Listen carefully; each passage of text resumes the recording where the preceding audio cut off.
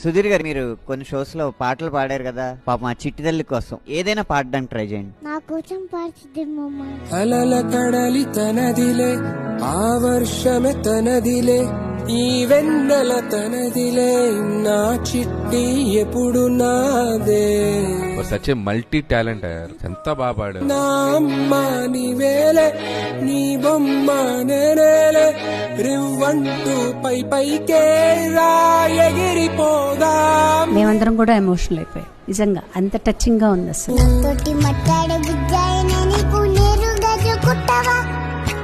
ఏం చికెన్ నచ్చిన మిఠాయిలన్నీ తింటాగా ఓ నచ్చిన. సుధీర్ మామతో పాటు నువ్వు కూడా పాడి మమ్మల్ని అందరినీ ఏడిపించేశావు. అమ్మడివే గుమ్మడివే ఆయుష్ నూరేళ్ళు కన్నుల్లో ఉంచేస్తా ఉన్నంత దాకాను. నా అమ్మ నీవేలే, నీ బొమ్మ.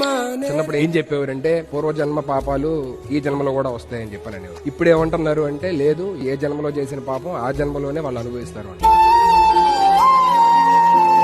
3.5 ఏళ్ల పాప ఏం చేసి ఉంటది అని చెప్పానని దేవుడు బేసికల్ ఎందుకు అలా చేశారు.